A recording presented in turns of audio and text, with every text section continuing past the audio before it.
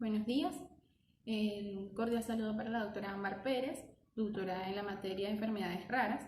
El día de hoy traemos un seminario para dar continuidad a la materia, pues estaremos hablando de anestesia y hepatopatías.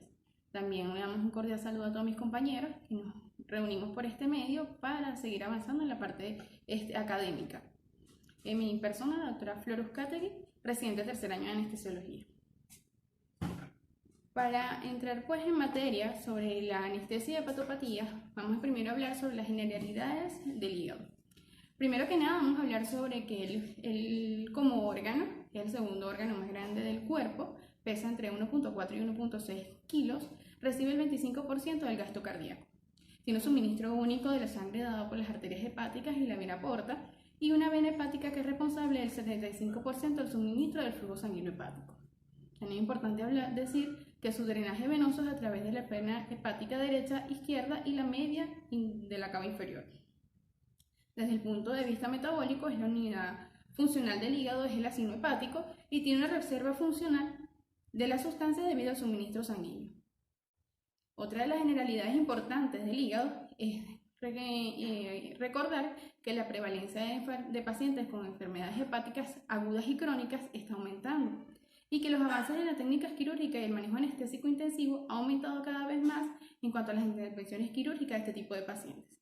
La anestesia y cirugía ejerce un efecto descompensador con un elevado riesgo de complicaciones perioperatorias, sobre todo llevando a consecuencias sobre la insuficiencia renal, el sangrado y la sepsis. Es importante aclarar y recordar que estos tipos de pacientes tienen una alta tasa de mortalidad perioperatoria y que este paciente supone un gran riesgo para el anestesiólogo. Otra de las cosas importantes de las cuales tenemos que traer a colación para entrar en materia sobre las hepatopatías es hablar sobre todas las funciones que cumplen el hígado. Recordemos que él cumple más de 500 funciones, dentro de las que se destacan más importantes.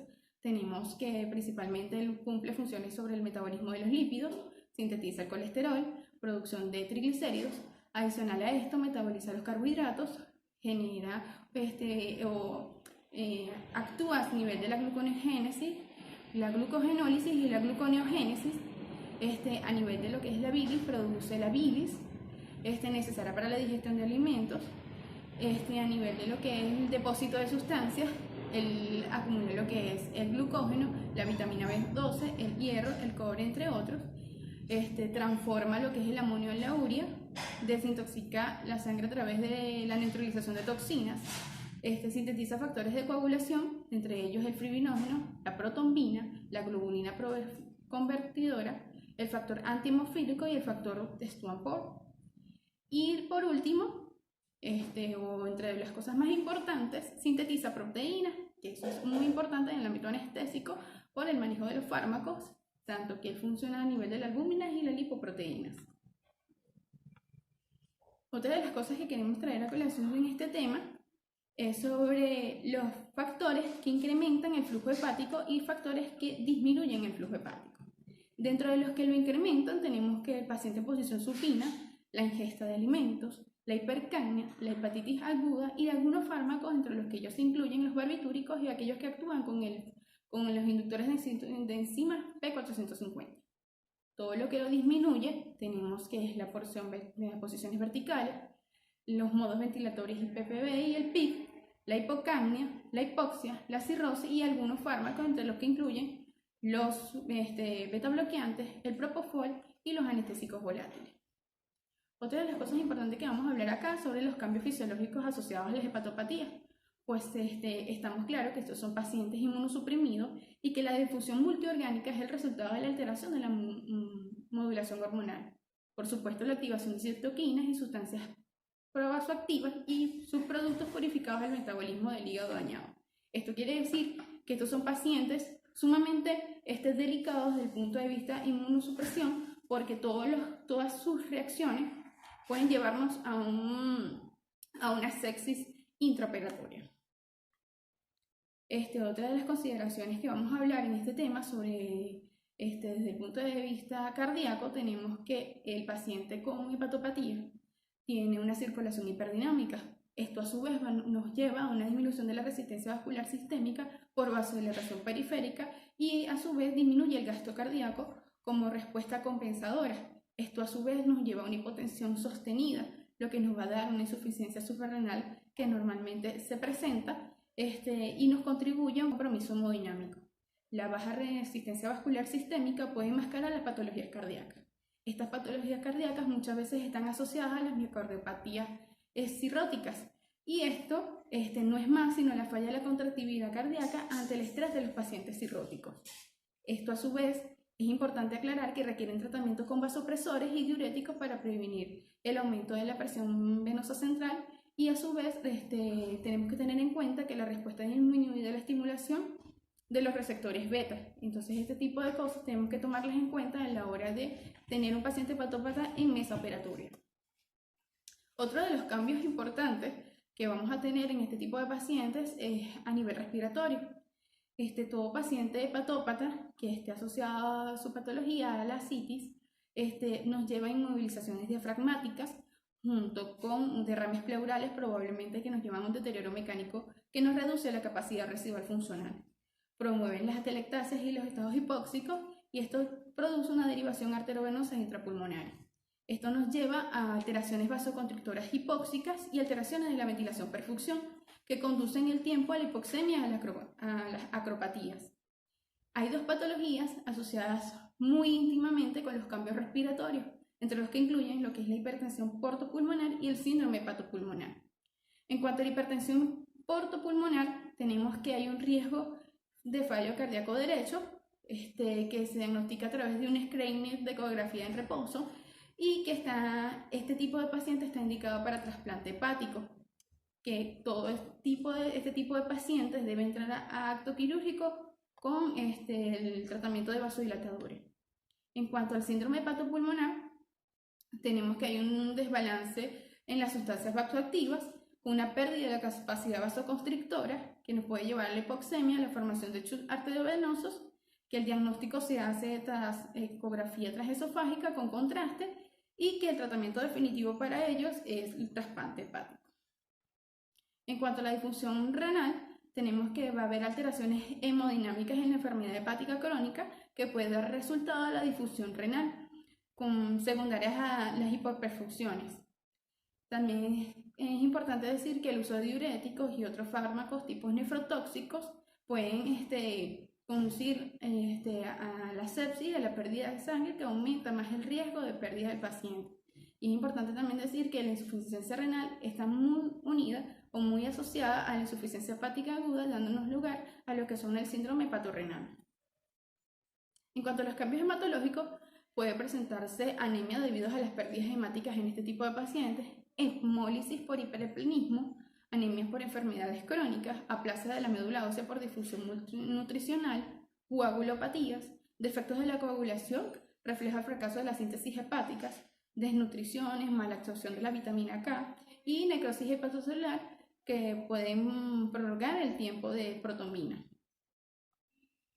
En cuanto al cambio del manejo de drogas, tenemos que tener en cuenta que la etiología de la difusión hepática puede repercutir en la farmacocinética y en el daño del hepatocelular que puede alterar el metabolismo de los fármacos y que una extracción hepática reducida puede conducir a altas concentraciones plasmáticas máximas, cambios en el comportamiento, alteración de las uniones a proteínas plasmáticas y afecto del volumen de distribución y eliminación de los fármacos que nosotros utilizamos para este tipo de pacientes.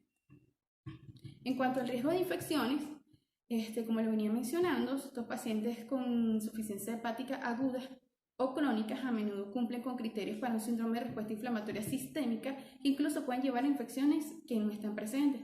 Existen aumentos sustanciales en el riesgo de sepsis debido al deterioro de oxonización, quimiotaxis y muerte intracelular. En este tipo de pacientes que ya hemos mencionado, que hablamos de inmunosupresión, tenemos que los organismos gram positivos y gram negativos y los hongos son comunes asociados a este tipo de pacientes y que la asepsia y disección en este tipo de pacientes debe ser escrupulosa para el médico que los trata. En esta lámina hago una pausa para traer una frase de Nelson Mandela que dice de la siguiente manera: la educación es el arma más poderosa que puedo usar para cambiar el mundo. Sobre todo en estos tiempos de pandemia, donde estamos aislados, pues es importante que continúe el deseo de seguir la parte educativa en nuestra formación académica. Continuando con el seminario, pues vamos a hablar sobre las consecuencias farmacocinéticas que tenemos con el uso de los fármacos que utilizamos en nuestra práctica anestésica. Pues tenemos pues que el hígado, como ya lo habíamos mencionado, sus múltiples funciones. En un hígado enfermo tenemos alteraciones farmacocinéticas. En la fase 1 tenemos un metabolismo hepático que altera la vía del citocromo P450, y en la fase 2 tenemos la glucorilación con activación de los estados finales. Se dice que hay bajos niveles de albúmina y un aumento de la fracción libre de los fármacos que se unen a las proteínas plasmáticas. Hay un aumento en volumen de distribución, reduce el flujo hepático sanguíneo y aumenta la alteración del metabolismo de las drogas con una tasa de extracción hepática. Hay un aumento de los receptores GABA. La sensibilidad de estos fármacos actúan con los receptores en ciertos fármacos, tipo como el propofol, las benzodiazepinas y los opioides. Se dice que en este tipo de pacientes, tanto con hepatitis agudas o crónicas, se modifican las dosis y se titulan los efectos en este tipo de pacientes, específicamente aquellos con cirrosis o patologías avanzadas que pueden conllevar incluso a la insuficiencia renal. También traje esta imagen tomada del libro Miller, octava edición, donde hablamos sobre las alteraciones en los elementos formados por el hígado. Entre ellos los que incluye son las enzimas hepáticas. Tenemos que tomar en cuenta que en este tipo de pacientes hay una alteración importante en lo que es la TGO, la TGP o la LT-AST, que son las enzimas más producidas a nivel hepático. Sobre todo vamos a hablar sobre la TGO, siendo una enzima que es un indicador de hepatopatías. Sin embargo, ella puede alterarse en caso de lesiones cardíacas, lesiones renales, lesiones en otras partes del cuerpo. Sin embargo, la TGP es mucho más sensible a nivel hepático y sus alteraciones duplicadas puede hablarnos sobre la insuficiencia hepática importante. También es importante hablar sobre las fosfatasas alcalinas, siendo también muy sensibles a nivel hepático, y ellas nos hablan a favor de que entre más elevadas estén, vamos a tener una función hepática mucho más deprimida, y tenemos que tomar en cuenta a la hora de reducir las dosis de los fármacos que vamos a utilizar con este tipo de pacientes. En cuanto a la valoración paranestésica, tenemos la estratificación de riesgo quirúrgico y optimización preoperatoria para este tipo de pacientes. Tenemos dos screenings importantes que tomar en cuenta en el momento de hacer la valoración paranestésica: el CHIP-PUM y el índice de MED. En cuanto al CHIP-PUM, es una evaluación pronóstico que nos dice la mortalidad de este tipo de pacientes. Tenemos que existen tres tipos de clases: la clase A, la clase B y la clase C, y que la clase A va desde 5 a 6 puntos y nos habla sobre la disfunción hepática. Sin embargo, esta clase determina que si este paciente está entre este puntaje, todavía podemos llevar adelante la cirugía electiva. Sin embargo, en la clase B y la clase C, con mayor a 7 puntos, debemos mejorar las condiciones clínicas del paciente para llevarlo a mesa operatoria de manera electiva. En cuanto a la escala de MED, es la escala que clasifica a los pacientes en la lista de espera para trasplante hepático, y ella es una fórmula matemática que está basada en 3 factores importantes, como son la creatinina, la bilirrubina y el INR, y que un valor superior a 15 es ideal para trasplante hepático. En cuanto a la continuidad de la valoración paranestésica, tenemos un sistema de puntuación que está catalogado por ciertos parámetros que son importantes para tomar en cuenta en el paciente. Primero que nada, el género, su edad, si tiene infecciones preoperatorias previas, si el paciente es cirrótico o si esa cirrosis por primera vez, si tiene elevada la creatinina, cómo está la función pulmonar, si está asociada a EPOC, si hay hipotensión intraoperatoria y si hay sangrado gastrointestinal superior y si presenta ascitis o no. Estos son factores de riesgo independientes del paciente. En cuanto a cuál es la contraindicación de la cirugía electiva de este tipo de paciente, tenemos varios ítems importantes donde nosotros decidimos no dar este tipo de pacientes. Entre ellos incluye lo que son falla hepática fulminante, hepatitis aguda vírica, hepatitis crónica activa asintomática, cirrosis clase C, trombocitopenias con plaquetas menores a 50.000 o tipo de protombina mayor a 3 segundos control a pesar de haber recibido vitamina K, severas complicaciones extrahepáticas como hipoxemia, falla renal aguda o falla cardíaca. Se dice que la cirugía bien tolerada es con un sistema de puntuación CHIL-PUN o MED menor a 10 puntos y aquellos con enfermedad crónica sin cirrosis. Las alteraciones permisibles en pacientes cirróticos con clases CHIL-PUN y MED entre 10 a 15 deben ser optimizadas antes de la cirugía. En cuanto a la optimización preparatoria del paciente, debemos tomar en cuenta la valoración preanestésica y no solamente ver los laboratorios simples del paciente, sino tenemos que tomar en cuenta que debemos evaluar la valoración cardíaca, la función respiratoria, la función renal, la función cognitiva y la función hemostática de este paciente. En cuanto a la evaluación cardíaca, debemos, primero que nada, la anamnesis importante con el paciente. Preguntar si existe o no sintomatología de difusión sistólica o diastólica, valoración del electrocardiograma, si existe o no repolarización ventricular con el alargamiento del intervalo QT, desviación del eje a la derecha. Vamos a solicitar para este tipo de pacientes ecocardiograma. Y vamos a evaluar si existen síntomas o no de insuficiencia cardíaca congestiva, como lo son ortopnea, disnea y edemas periféricos. Tenemos que también evaluar los hallazgos electrocardiográficos.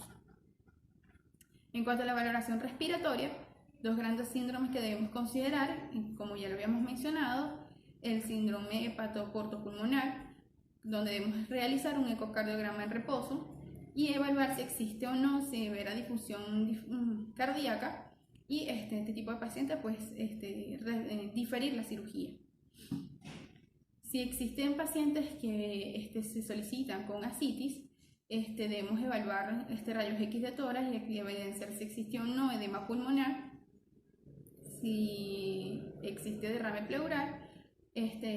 Por supuesto, el examen físico es sumamente importante, escuchar al paciente y solicitar sus rayos X control para acto quirúrgico.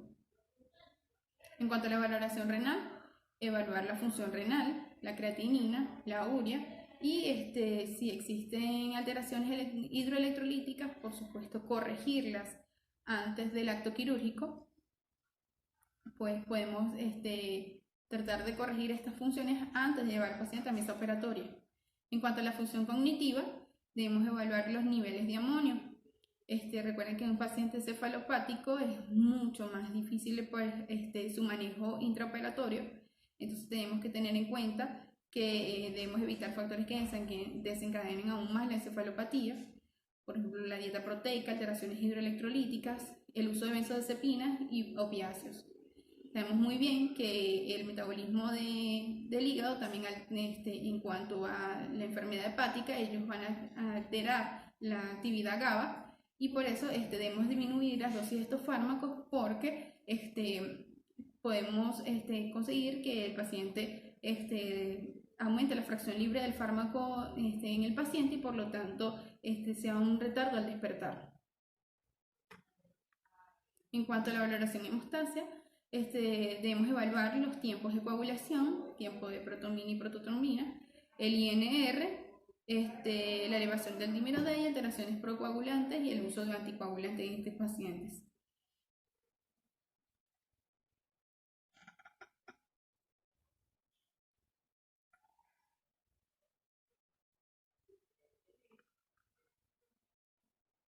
Otra de las cosas que debemos tomar en cuenta en este tipo de pacientes es que una vez en la valoración anestésica la anamnesis, preguntar al paciente el consumo de fármacos de uso crónico, como por ejemplo el paciente que recibe betabloqueantes, que toma diuréticos o otro tipo de fármacos como los análogos de vasopresina. Este tipo de fármacos no debemos retirar para acto quirúrgico, deben continuar el paciente de este tipo de medicamentos. En cuanto al manejo intraoperatorio, tenemos que utilizar la monitorización básica aprobada por la ASA, en lo que incluye lo que es el electrocardiograma, la presión arterial, la saturación de oxígeno y la cardiografía, y apoyarnos por supuesto con la monitorización avanzada, tomando en cuenta que este paciente es un paciente de un gran reto para el anestesiólogo, y entonces nosotros debemos tomar en cuenta que una línea arterial es ideal para este tipo de paciente, evaluar lo que es la diuresis horaria, la presión venosa central, y tener accesos venosos centrales es sumamente importante, igual con los accesos venosos periféricos. Y pues si contamos con el TOF, sería el ideal para el bloqueo de los efectos del bloqueo neuromuscular. Ahora bien, ¿qué técnica anestésica tomamos en cuenta para este tipo de pacientes? Decidimos por general o regional.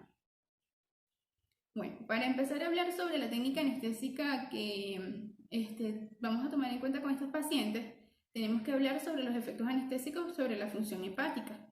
En cuanto a los anestésicos volátiles, para hablar sobre la anestesia general, tenemos que tener en cuenta que ellos afectan el flujo sanguíneo hepático de forma variable.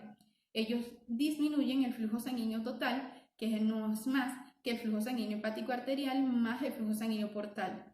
Es decir, ellos generan una vasodilatación continua en este tipo de pacientes. En especial, el alotano y el neflurano, el cual no debemos utilizar en este tipo de pacientes.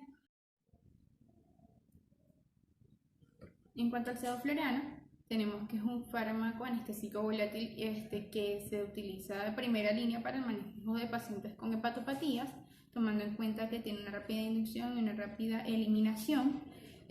No cursa con alteraciones del flujo sanguíneo hepático y tiene un coeficiente de sangre gas bastante disminuido. De segunda línea, pues tenemos en cuenta el isoflurano, siendo un halogenado muy cardioestable y hepatoestable. Podemos decir que es un fármaco que no altera de manera significativa el flujo sanguíneo hepático, pero su exposición continua podía prolongar su eliminación, por lo tanto se deja de segunda línea este tipo de fármaco. En cuanto al xenón, tenemos que es un fármaco ideal anestésico volátil obtenido de la atmósfera, sin embargo no contamos con él en nuestro medio. En cuanto a los anestésicos endovenosos, tenemos que tener en cuenta que ellos tienen un impacto menos significativo en cuanto a la función hepática, porque no alteran directamente el flujo sanguíneo hepático total. Por lo tanto, podríamos decir que son ideales para este tipo de pacientes. Entre ellos incluyen lo que es el tiopental, siendo un fármaco que posee una tasa de extracción hepática baja y por consiguiente pues se considera que se pudiera utilizar para este tipo de pacientes. Su semivida de eliminación no se prolonga a nivel hepático. Sin embargo, otros estudios describen que la ketamina, siendo un fármaco que se utilizaría con mayor indicación en vista de que no altera lo que es el flujo sanguíneo hepático total, por lo tanto se utiliza con mayor conveniencia para el tipo de pacientes hepatópatas. En cuanto al etomidato, se utiliza con ciertos recelos en vista de que es un fármaco que tiene un alto metabolismo hepático y una eliminación que se prolonga. En cuanto al propofol, pues también se podría utilizar, pero él genera una vasodilatación sostenida y por lo tanto sus recomendaciones estarían de tercera línea con respecto a este tipo de pacientes, y entre otros fármacos que vamos a hablar más adelante. En cuanto a las técnicas anestésicas neuroaxiales, tenemos pues la epidural y la subaracnoidea. Tenemos que tomar en cuenta que esto va a depender del médico tratante en cuanto al anestesiólogo que tome la decisión o la conducta con este tipo de pacientes. Pues las técnicas peridurales tituladas o peridurales por niveles serían una indicación ideal para este tipo de pacientes en vista de que pudieran tomar dosis que pudieran no repercutir sobre el flujo sanguíneo hepático. Evita que los anestésicos locales no alteran el flujo sanguíneo hepático total. En cuanto a la analgesia, para este tipo de pacientes tenemos restricciones con el uso de los opioides, pues ellos se acumulan y prolongan los efectos y los síntomas adversos. Tienen el riesgo de desencadenar encefalopatías por usos prolongados de fusiones continuas. En cuanto a la analgesia neuroaxiales, tenemos ciertos ítems que pueden estar a favor o en contra de su uso con estos pacientes. En cuanto a los términos de a favor, tenemos que ellos disminuyen el dolor postoperatorio, tenemos que ellos disminuyen el uso de opioides y la extubación sería mucho más temprana para aquellos pacientes porque tienen una recuperación mucho más rápida en el intraoperatorio. En cuanto a lo que está en contra del uso de la analgesia neuroaxial, tenemos las coagulopatías que son frecuentes, las que limitan el tipo de técnica. La vasodilatación por bloqueo simpático va a exacerbar la sensibilidad a la hipotensión sostenida y que los anestésicos locales se metabolizan en el hígado. Ellos deben reducirse la dosis, aunque no alteran directamente el flujo sanguíneo hepático, sino otros elementos. Las alternativas para el uso de las analgesias neuroaxiales, pues se habla de la morfina intratecal. Sin embargo, hay que tomar en cuenta que la morfina no tiene una respuesta, tiene una respuesta a un metabolismo reducido a nivel hepático, pero su respuesta siempre es exagerada y por lo tanto hay que tenerlo en cuenta a la hora de decidirlo para el uso de analgesia neuroaxial. También tenemos otras opciones para el manejo de para el dolor de este tipo de pacientes, como es el bloqueo nervioso periférico y el uso de catéteres incisionales en la herida quirúrgica. En cuanto a los opioides, tenemos que tomar en cuenta que los más utilizados, los más recomendados, el fentanilo y el remifentanilo. Se dice que tienen que tener en cuenta que ellos deben reducirse las dosis por el riesgo de encefalopatías. Sin embargo, en cuanto al fentanilo, un bolo no afecta la eliminación, pero los bolos sucesivos pueden alargar el tiempo de eliminación del fármaco. En cuanto al remifentanilo, es el fármaco ideal para este tipo de pacientes. No hay necesidad de ajuste de dosis, no se acumula en insuficiencia hepática o renal y tiene un despertar muy cómodo y beneficioso para el paciente. En cuanto a la oxicodona, debemos de reducir la dosis un 30 o un 50% y por supuesto de reducir las frecuencias de dosis que vamos a colocarlos en este tipo de pacientes. Y el tramadol tiene una eficacia analgésica variable. Podemos reducir las dosis de 12.5 a 25 miligramos cada 8 horas. Entre otros analgésicos para utilizar con este tipo de pacientes para el manejo postoperatorio incluyen lo que es, en cuanto a los AINES y las aspirinas, evitar su uso, porque ellos tienen un alto riesgo de falla renal aguda o sangrado. El metamizol no se utiliza en pacientes cirróticos y en cuanto a pacientes hepatópatas crónicos no cirróticos debemos reducir la dosis a la mitad. En cuanto al paracetamol, es el de la acción, se reduce a 2 gramos día en pacientes cirróticos o alcohólicos o desnutridos y el tratamiento en pacientes con enfermedad hepática no descompensada podemos subir la dosis a 3 gramos día. En cuanto a los neurolépticos, como la gabapentina, podemos utilizarla a 300 miligramos día vía orales, la pregabalina a 50 miligramos día y evitar la carbamazepina en estos pacientes porque es hepatotóxica. En cuanto a los parches de lidocaína, no hay necesidad de ajuste de dosis. En cuanto a las consideraciones intraoperatorias, la profilaxis de la broncoaspiración, inducción de secuencia rápida para este tipo de pacientes. Los pacientes con ascitis no toleran el decúbito supino, otra de las razones por las cuales debemos hacer inducción de secuencia rápida para lograr la intubación orotraqueal de manera rápida y oportuna, evitar el uso de sondas nasogástricas en los pacientes con varices esofágicas. Debemos tener un control estricto en los niveles de glicemia en sangre, 180 miligramos de decilitro serían los ideales. Y para los expansores de volumen en pacientes con ascitis o hipobulinemia, debemos utilizar por lo menos 1500 ml de administración de albúmina al 20%. En cuanto a la ventilación ideal para este tipo de pacientes, la ventilación protectiva y una adecuada preoxigenación en cuanto a que evitar que este tipo de pacientes hagan atelectasias en el transoperatorio.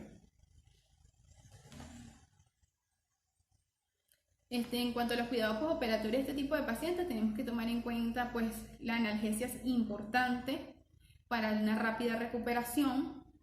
Una vez que le damos el destete de la ventilación mecánica al paciente que está bajo anestesia, pues lo ideal es que ellos pasen a un área de recuperación con una ventilación de alto flujo para tratar de lograr una buena adaptación pulmonar en el postoperatorio, como es el uso de CPAP o BiPAP, y vigilar niveles de sangrado, evaluarlos para los laboratorios para poder dar de alta a este tipo de pacientes de nuestros cuidados postanestésicos.